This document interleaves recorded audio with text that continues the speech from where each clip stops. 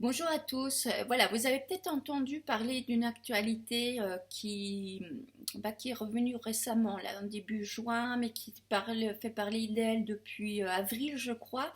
C'est l'implantation d'une île artificielle sur la Côte d'Azur.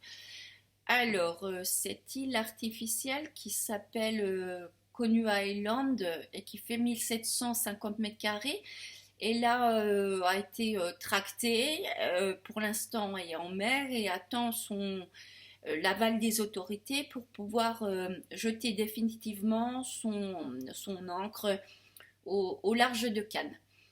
Alors, si c'est autorisé, en fait, elle pourra accueillir jusqu'à 350 personnes, de jour comme de nuit.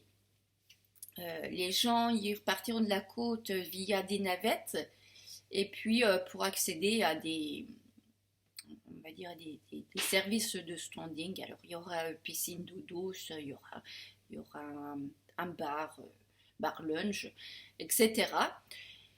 Voilà, donc bon, alors ce n'est pas encore fait parce que justement ça fait beaucoup parler à l'heure justement où il faut vraiment maintenant peser chaque projet avant de l'installer, hein, puisque maintenant on est bien conscient que nos gestes du quotidien, et que ce soit, je le rappelle, à nous consommateurs citoyens, que ce soit les entrepreneurs ou élus nationaux ou locaux, nous avons nos responsabilités à prendre. Donc voilà, ce projet, enfin cette implantation fait débat et en attendant que ce soit décidé, ça fait quand même pas mal parler parce que les élus des communes voisines sont contre, les associations de l'environnement parlent d'aberration écologique. Alors bon, il faut savoir que bon, le responsable de ce projet a expliqué que tout avait été pensé au niveau écologique, c'est-à-dire déchets, c'est-à-dire énergie, gestion de l'eau, etc. Alors ça, je veux bien imaginer certainement que c'était dans le cahier des charges. Maintenant, je ne sais pas. Moi, effectivement, à mon niveau, voilà les questions dont je me suis, voilà, auxquelles je me suis confrontée, pardon. Ça a été tout simplement, est-ce qu'on est allé assez loin dans cette réflexion écologique? Parce que déjà, on ne sait pas quelle sera la réaction de la faune et de la flore par rapport à ces va-et-vient, par exemple. Comment se comporteront les gens qui sont là? C'est-à-dire, quel respect ils auront de leur cadre naturel? On sait très bien qu'en général, où va l'homme, on retrouve des déchets. C'est malheureux à dire, mais regardez, si vous allez en forêt, mais tout au loin, vraiment dans une forêt isolée, si vous retrouvez, si un homme est venu, il y a un papier gras, hein. Et donc, bon, alors, regardez, on voit bien la baie d'Along qui est noyée sous les déchets, etc. Alors, bon, ça, on peut déjà se poser la question là-dessus. Et puis, il y a quand même aussi une autre question à soulever, c'est au niveau des nuisances sonores. Les nuisances sonores au niveau des océans, et ça a été vérifié maintes fois, elles ont explosé, hein, de façon exponentielle. Donc, quelles conséquences ce type d'implantation d'île artificielle va avoir sur la faune locale.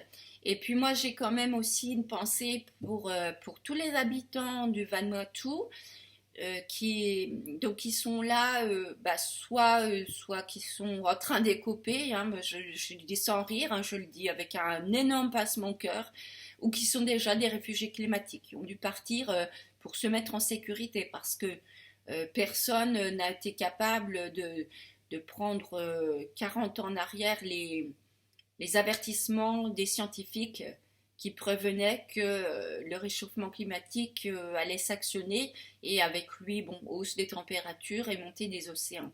Donc, nous installons une île artificielle pour les loisirs. Et de l'autre côté, nous avons des gens qui fuient leur lieu de vie, leur lieu, vous vous rendez compte, qui fuient leur vie en fait. Mais c'est terrible, c'est terrible.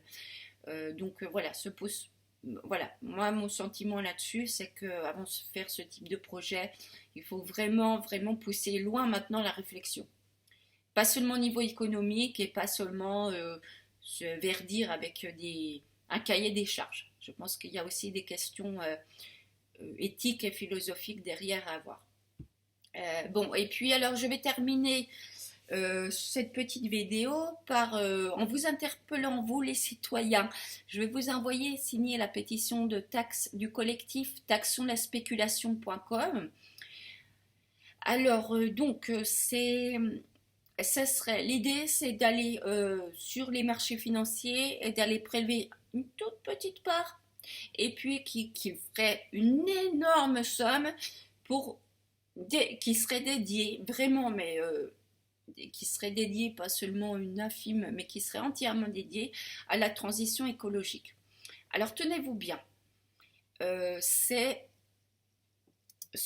donc c'est un chiffre de 0,1% de taxation et on pourrait dégager une somme jusqu'à 57 milliards d'euros par an. 57 milliards d'euros par an, oui, oui. Donc cette idée, elle a été soulevée par l'eurodéputé Monsieur Larouturou, qui allait très loin dans ses actions, puisqu'il a fait une grève de la faim, même deux, je crois. Et donc, allez, appuyons-le vraiment, parce que vous voyez, il y a des hommes politiques aussi qui s'engagent, qui sont très responsables.